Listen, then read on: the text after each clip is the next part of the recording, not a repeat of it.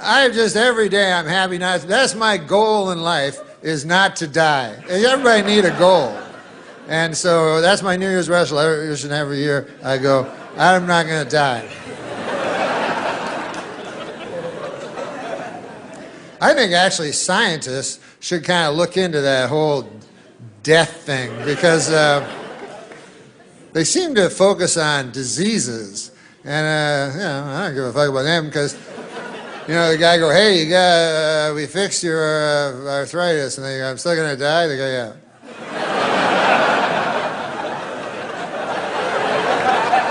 So that, I think, is the biggest problem. That's why I can't get behind politicians, because they're always like, our biggest problem today is unemployment. And I'm like, what about getting old and sick and dying?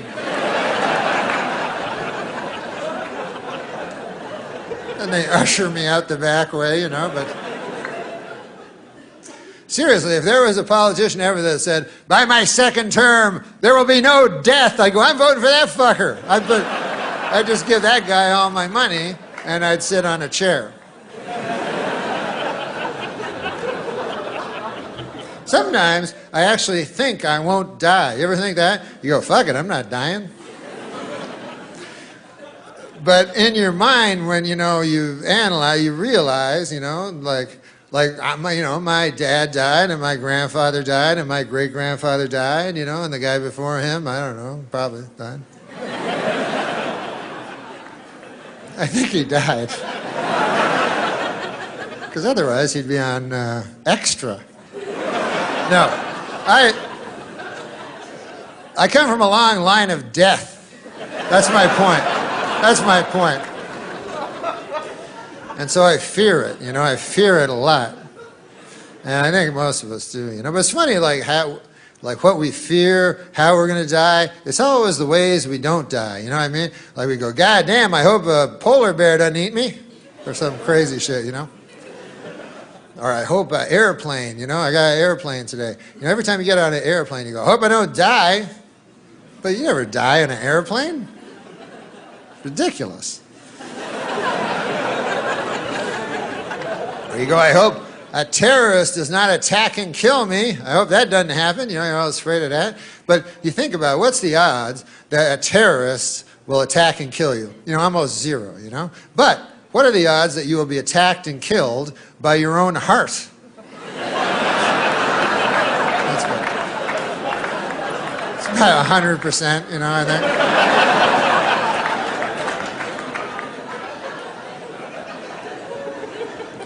Heart's not good. People think it is, but it isn't. People like hearts. They go, here's a Valentine's heart. You go, oh, yeah. I go, that guy's got a big heart. I go, you better fucking watch it then, because an attack and kill him. I don't know if he knows that. That's what got my dad. His heart attacked and killed him, and he was lying on his bed, and boom, dead on the floor. They said it was instantly. And my dad, he wasn't expecting it. He was looking for fucking Arabs and shit, and his heart attacked and killed him, and he was dead like instantaneously. And sad. We were all sad. When something like that happens, people just try to make you feel better. They'll say anything, One guy said to me, don't worry, Norm. He died in his sleep. He didn't feel a thing. And I was like, really? When his heart attacked and killed him, he didn't?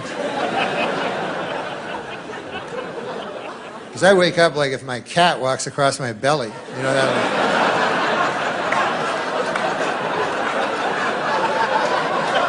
I don't know if my dad was that sound asleep.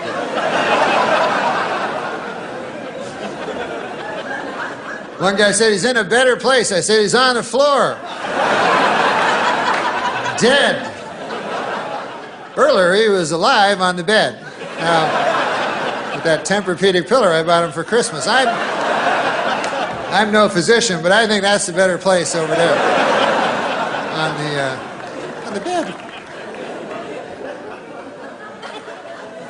Your only chance if you have a heart attack is if they get there early enough. They have these things called defibrillators, and what they do is they attack your heart.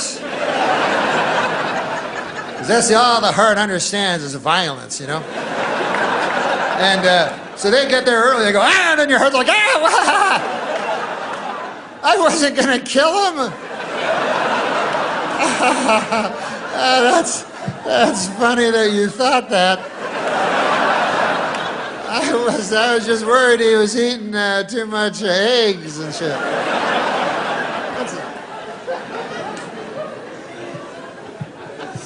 You actually get defibrillators. I urge you to get them, you know, because you can get them. I ordered them, you get them, and then you can teach your loved ones how to use them on you, and they even show how you can use them on yourself. And so I sent away for them, and I'm getting them.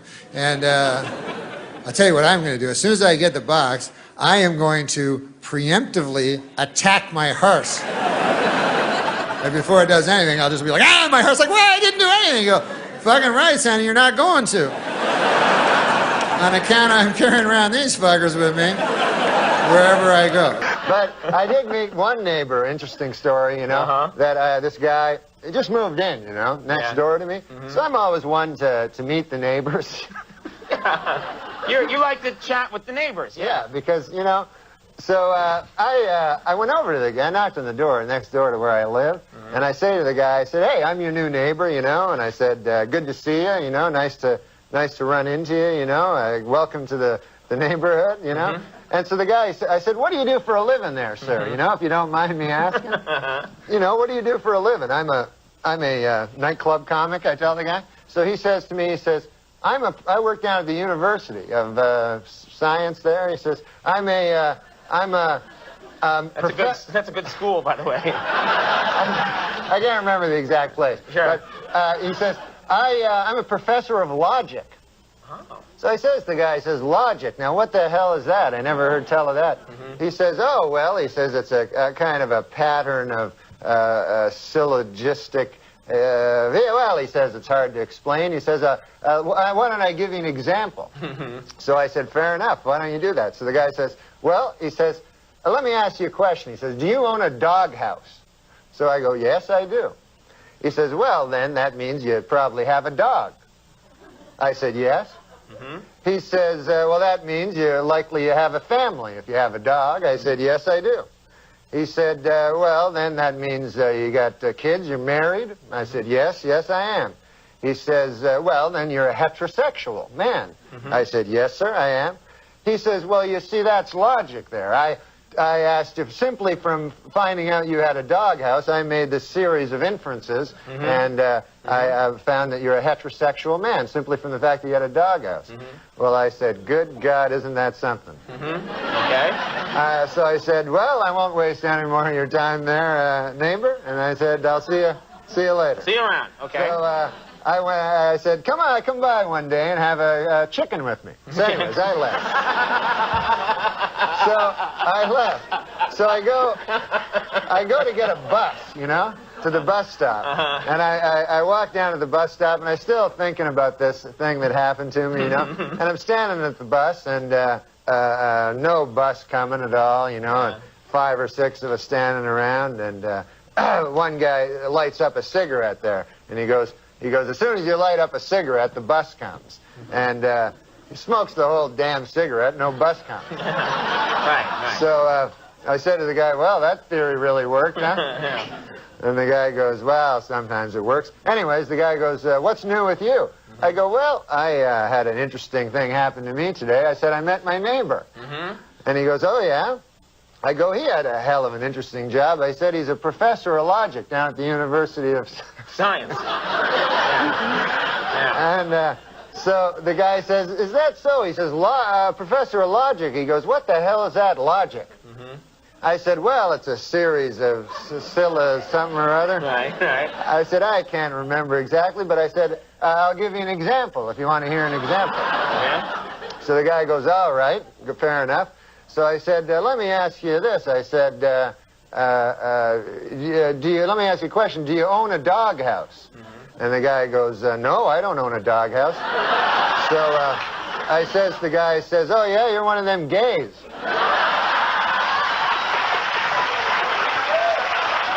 What was your gambling poison there? What did you enjoy? Sports was the worst. Gambling. Yeah, sports was the worst. You weren't a casino guy, or no? I did everything, but sports was the one that you think you can pick. You know what I mean? You delude yourself into going.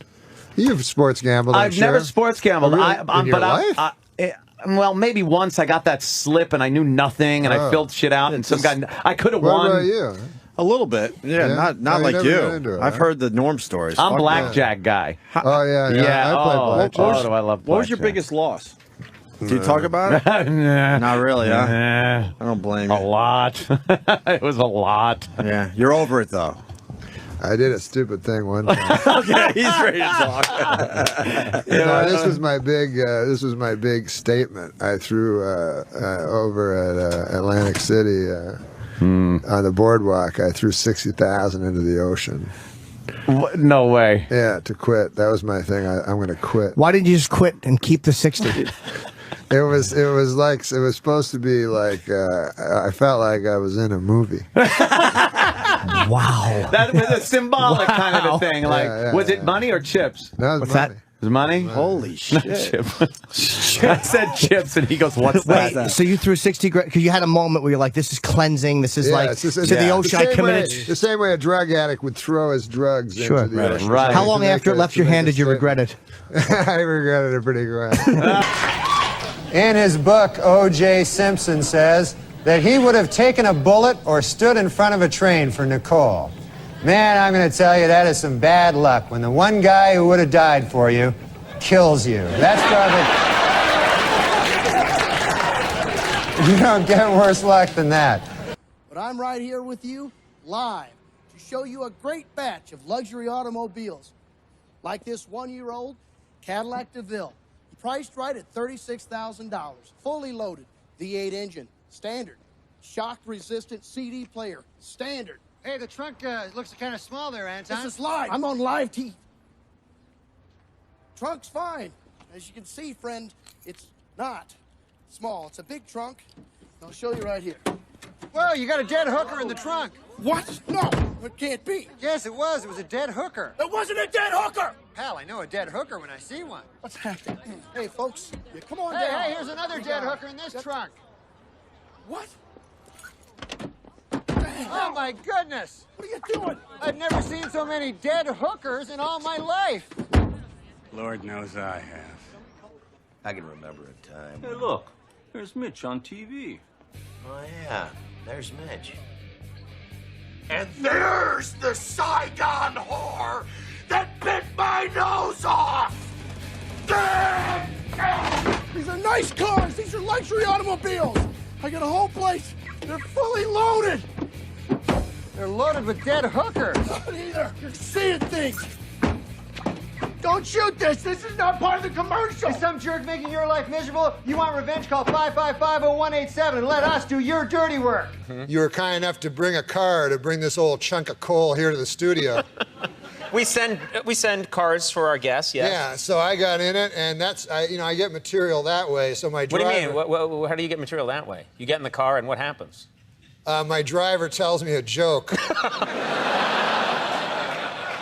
The driver we sent to pick you up told you a joke. Yeah. And you're going to tell it now on the show. Yeah, that's how I get a lot of my material. Okay. Why don't we just have him on next time? That guy. That guy. No, wait till you hear me do it.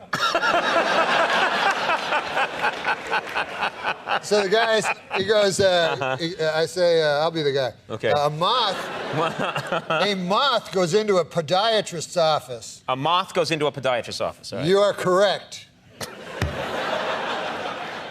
A moth goes into a podiatrist's office, and the podiatrist's office says, "What's the problem?" And the moth says, "What's the problem? Where do I begin, man?" He goes, "I go to work for Gregory Olinovich, and all day long I work." Honestly, Doc, I don't even know what I'm doing anymore. I don't even know if Gregory Olinovich knows. He only knows that he has power over me, and that seems to bring him happiness. But I don't know. I wake up in a malaise, and I walk here and there. And the podiatrist says, "Oh, yeah?" And the moth goes, "Yes." And he goes, At night, I sometimes wake up and I turn to some old lady in my bed that's on my arm. A lady that I once loved, Doc. I don't know where to turn to. My youngest, Alexandria. She fell in the cold of last year. The cold took her down, as it did many of us. And my other boy. And this is the hardest pill to swallow, Doc. My other boy, Gregorio Ivanilidovich. I no longer love him. As much as it pains me to say, when I look in his eyes, all I see is the same cowardice that I catch when I take a glimpse of my own face in the mirror. If only the cowardice was stronger, then perhaps I could bring myself to reach over to that cocked and loaded gun that lays on the bedside behind me and end this hellish facade once and for all. How long a drive was this? Do you live in the valley? Where do you live? Please, sorry. He says, Doc, sometimes I feel like a spider, even though I'm a moth, just barely hanging on to my web with an everlasting fire underneath me. I'm not feeling good. And so the doctor says, Moth, man, you're troubled. But you should be seeing a psychiatrist. Why on earth did you come here? And then the moth said, because the light was on.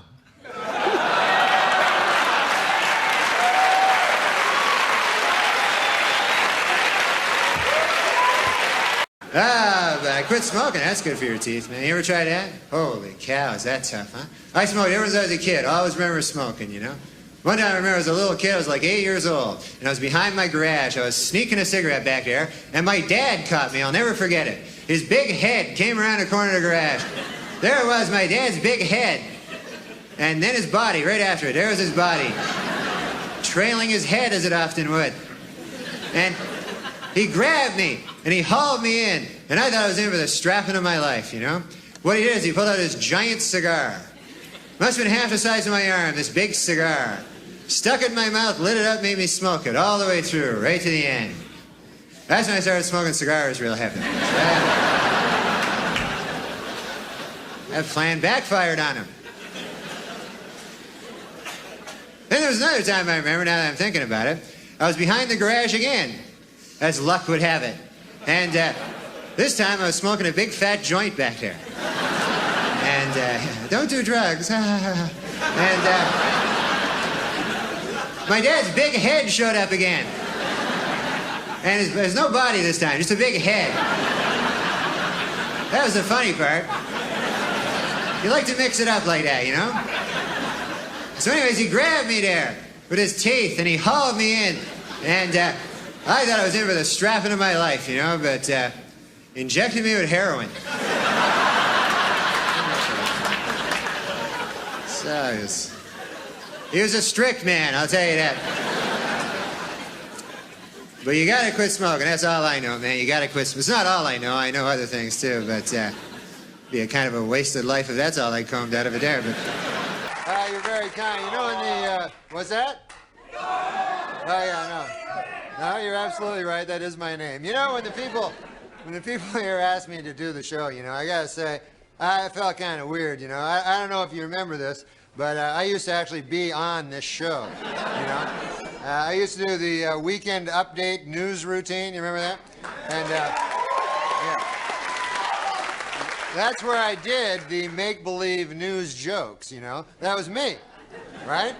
So then, a year and a half ago, right, I had a sort of a disagreement with the management at the NBC. I wanted to keep my job, right? And they felt the exact opposite. So you see, they fired me because they said that I wasn't funny, you know? Now Now, with most jobs, I could have had a hell of a lawsuit on my hands for that, but see, this is a comedy show. So they got me, you know what? You know what? But now, this is the weird part, right? It's only a year and a half later, and now they asked me to host the show. So I wondered, I go, hey, wait a second here. Hey! I go, how did I go in a year and a half from being not funny enough to be even allowed in the building to being so funny that I'm now hosting the show? How did I suddenly get so damn funny?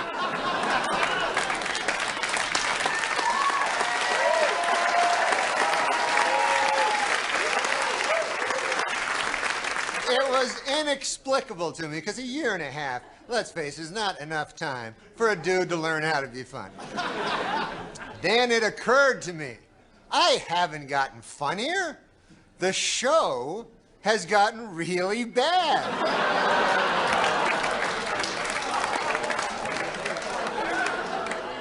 So yeah, I'm funny compared to, well, you'll see later. But okay, so let's recap. The bad news is I'm still not funny. The good news is the show blows. All right, folks, we got a bad show for you tonight. Who are safer drivers, men or women? Well, according to a new survey, 55% of adults feel that women are most responsible for minor fender benders, while 78% blame men for most fatal crashes. Please note that the percentages in these pie graphs do not add up to 100% because the math was done by a woman.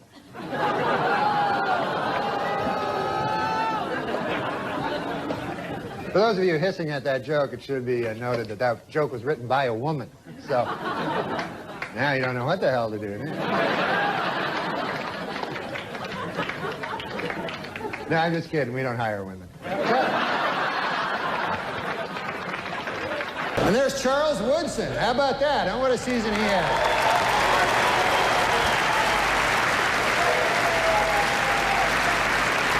Great, man. He became the first defensive player to win the Heisman Trophy. And congratulations, Charles. That is something that no one can ever take away from you. Unless you kill your wife and a waiter, in which case all bets are off. Just a word of advice. On The View, right? Yeah. And I'm supposed to I said, I'll talk about the Bill Cosby story, So anyways, the lady from The View goes, take a look at this picture, and show a picture of me standing beside presidential nominee George Bush. Uh-huh. And then they're like, "You're on The View now." Yeah, I'm on The View, and they're like, "What's going on here?" That's what the lady says to me, one of the ladies, right? Like it was a fucking Which picture. Was it Star Jones, Meredith Vieira? Who's the fat black one? Well, Star Jones left the show though. She's not on there. There was a fat African American. Star Jones, I think. Yeah, that was the she lady. lost a lot of weight later too. Yeah, yeah. It was big. There was a big brouhaha over there. Was there? Yeah, but yeah. So she asked you that. So she's like, "What's going on here?"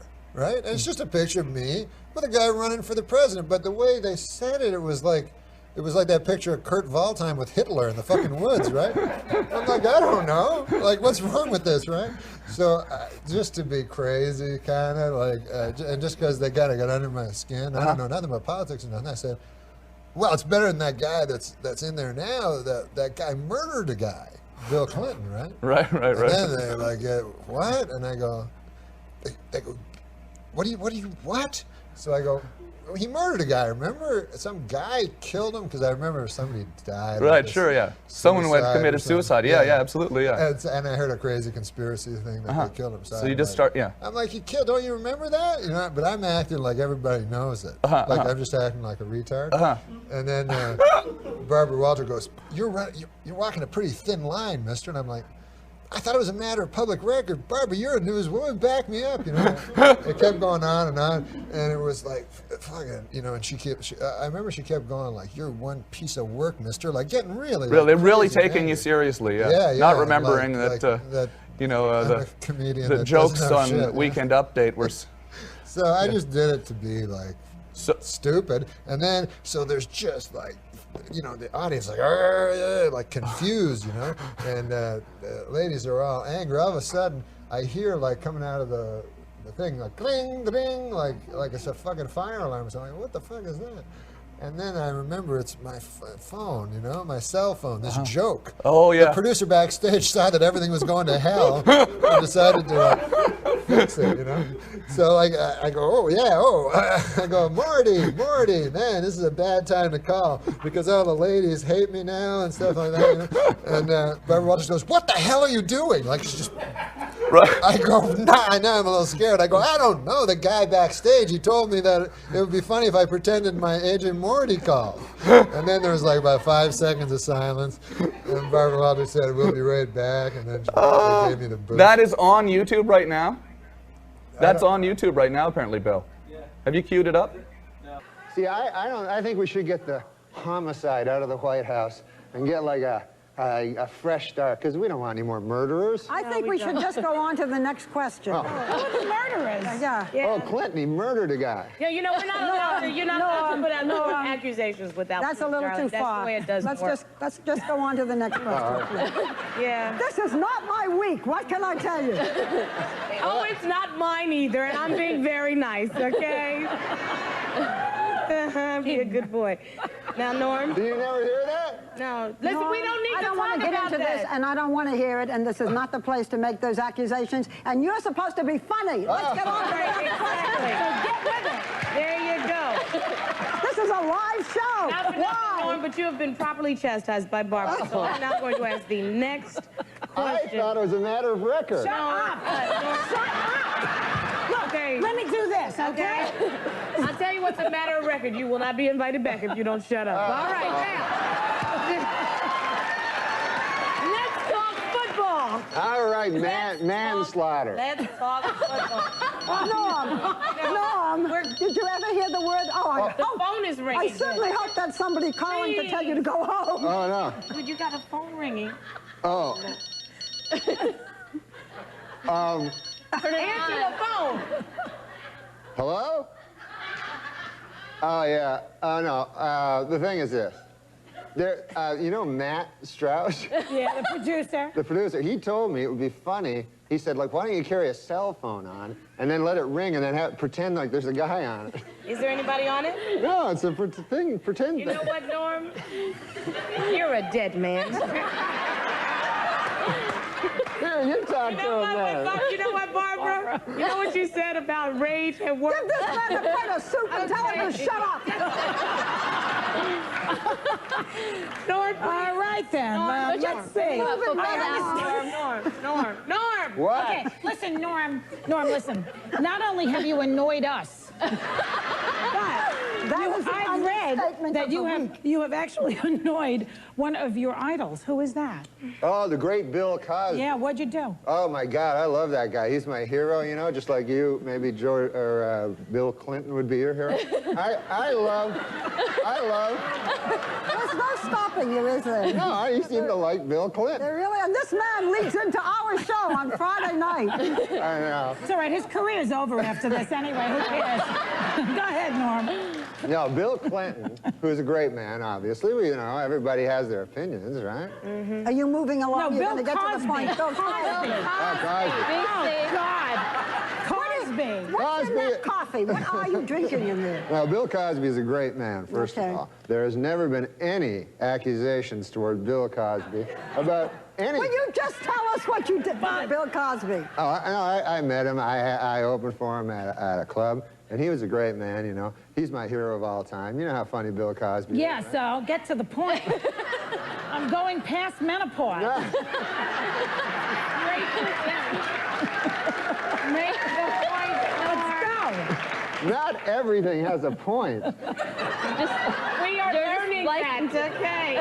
All right, Norm, you want to finish the story, or shall I ask you the next thing? Well, the Bill Cosby thing is this. Dear God. I met Bill Cosby. We're all fans of Bill Cosby, right, Barbara? Yeah. What? Yes. Why don't we talk about the millionaire? Oh, yeah, you know what? Tonight, Norm and I... please. I like Bill Cosby. Let's talk about the millionaire. Norm MacDonald and I are on The Millionaire tonight. Oh, yeah. Well, tell him about that, how you thought he's dumb today. Where do you see him tonight?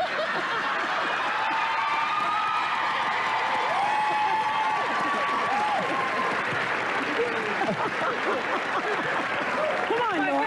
Tell him, Norm. People always told me Hollywood was like incredibly liberal and biased, and I thought it was untrue. But You want to talk about the millionaire? yes, I Okay, do. fine. You have 10 seconds to tell how talk much about you the won. millionaire. Don't tell how much. Don't tell him what I won? No. Oh. You're not allowed to tell anything like that. Well, what are you trying to ask him then? I don't know. Okay. He doesn't answer anything anyway. So All we'll tell him. right. Okay, so he's on The Millionaire tonight, and he's on Friday nights, and And on Monday, his taxes will be audited. so he's on Friday nights at 9. He's on The Millionaire at 9. You can play along at home on Enhanced TV. You are a number. I have never met anything like you. We will be